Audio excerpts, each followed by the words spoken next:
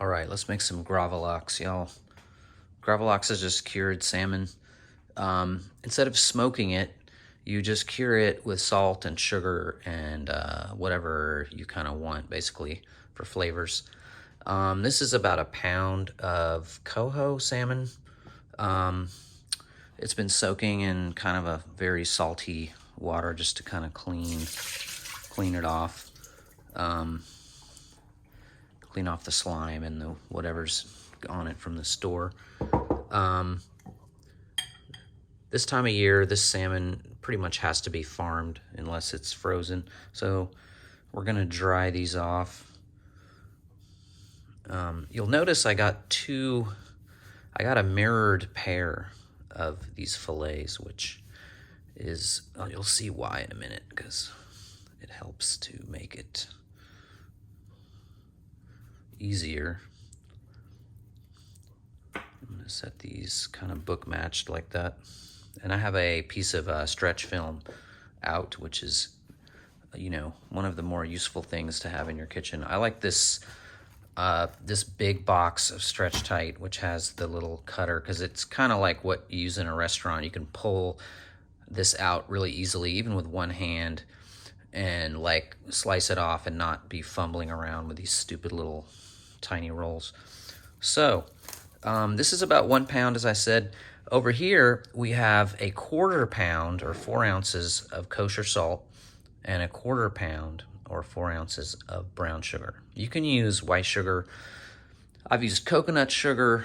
They do kind of affect the flavor. I kind of like brown sugar for some reason. It's, I don't know, it gives it some kind of extra vibe. Now what I'm gonna do is, I'm actually gonna move these. These are gonna end up in this pan when we're done.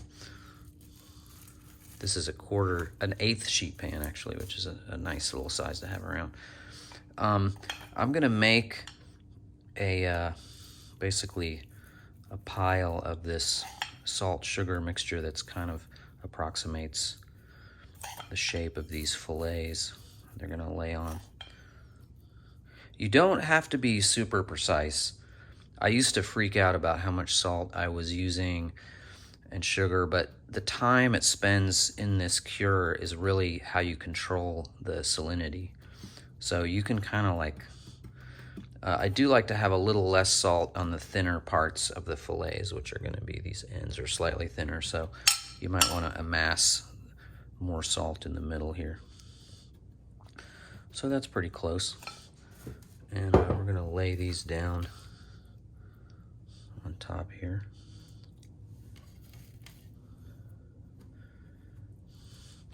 And then this is where you can kind of get creative. I would say dill is pretty much required for an authentic Gravalax flavor. I lucked out and got a whole bunch of dill. Often in my area, I'm dealing with these pathetic little plastic things like this big that have like 2 sprigs of dill in there. And if you have that, you kind of have to be careful and, chop it up and spread it around. I have a little more than usual this time. Because this is raw food, you want to make sure everything you're doing has been cleaned well and rinsed. Like I washed this lemon with like soapy water and rinsed it really well to get all the like whatever might be on it, bacteria or pesticides and stuff. So keep that in mind. We're dealing with basically, the salt has some antibiotic properties and stuff, but anyway. So I'm gonna cover that with dill. I have some coriander here in my spice mill. I love coriander with anything pickled. This is actually a mortar and pestle, not a spice mill. I'm just kind of beating those up a little. Yeah, coriander is so good just on its own. It's usually used like mixed with stuff in curries and Middle Eastern and North African food. But I just love it plain. It has this really cool zing when you get some of it just straight in your mouth. Also, so lemon zest, Probably gonna do this whole lemon. And you know, you kind of want to go aggressive with your stuff, at least I do with Gravalax, because I don't want it to just taste like salmon. I want it to have, because you're making up for the fact that it's not smoked, because smoked salmon usually has a pretty strong smoke vibe, and this has way more herbal aromatics, which I love. This is like really fun. So I'm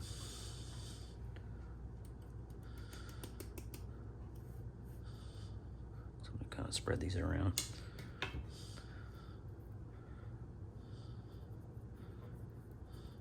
I'm gonna put some pepper on there too, because why not? Pepper, I find black pepper has a more exotic vibe if you combine it with other kind of more exotic spices. And then this is something new I'm gonna try. I've never done this before. I'm gonna spray this with some gin, because gin has juniper in it, at least traditional gin. This is Boodles. I like this stuff because it's not expensive, and you don't see it all the time, and it's a classic London dry gin style, very junipery. It's not a wacky hipster gin, but what it's gonna do, and some Gravalax recipes use vodka, and gin is really just vodka with juniper and other vibes steeped in it. So I put it in a spray bottle. I'm gonna spray all this down. My theory is that the alcohol in this is going to sort of solve some of the aromatic, the oils in some of this, and really get it to like shoot in there faster and give us some juniper. So the rest of this salt and sugar I'm just going to sprinkle over here. Also, my theory is that the reason I put the salt on top is that the osmotic pressure of the salt is gonna shoot through all these flavor components and put them into the salmon. It might slow the cure down a bit, but I'm gonna maybe compensate for that. So I'm putting the rest of this here, and I'm gonna kind of spread this all around.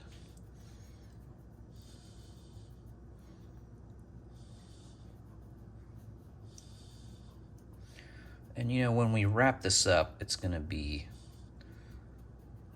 the salt's gonna kind of find where it needs to go. This is a very kind of long process. Now, this is this sandwich technique that I read about, where we're gonna fold this over and we're gonna use this stretch wrap to totally compress this salmon, so we don't really have to worry about weighing it down as much.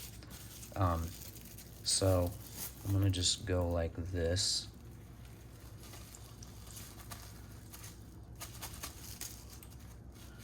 And then I'm gonna fold these sides up. I'm just gonna go ahead and cut this piece off. And then you wanna get this tight. I'm gonna make this like really firm.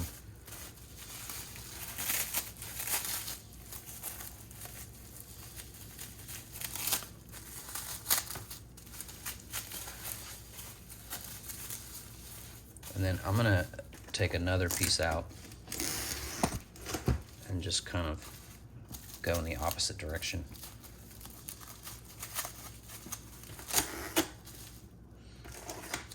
And do this really tight.